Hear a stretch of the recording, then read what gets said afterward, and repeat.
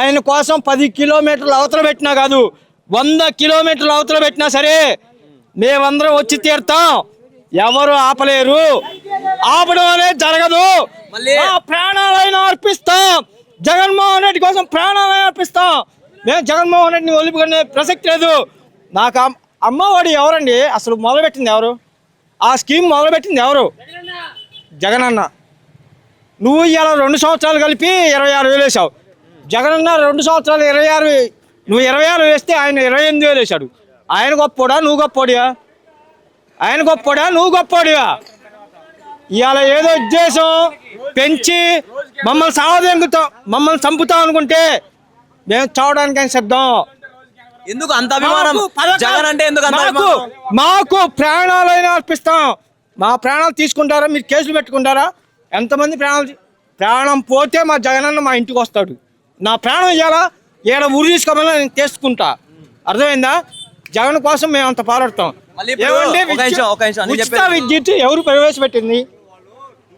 ఉచిత విద్యుత్ ఎవరు, ఏ గవర్నమెంట్ ప్రవేశపెట్టింది?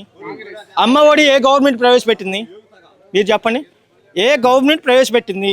అమ్మఒడి ఏ గవర్నమెంట్ ప్రవేశపెట్టింది? ఉచిత విద్యుత్ ఎవరు ప్రవేశపెట్టింది?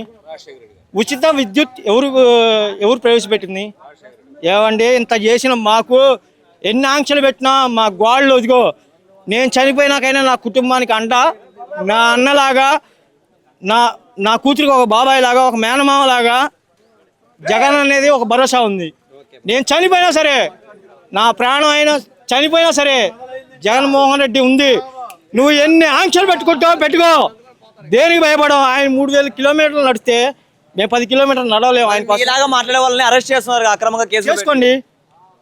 ఏమండి ఇప్పుడు పోయి నన్ను సిఐ వచ్చి, ఒక ఎస్ఐ వచ్చి మా మీద ఇది చేస్తే మేము నిరుపేదం, మాకు సెంటు పొలం లేదు, కానీ మాకు అన్నీ వచ్చినాయి. రైతు భరోసా కానీ అంటే 25 సెంట్లు పొలం ఉందండి.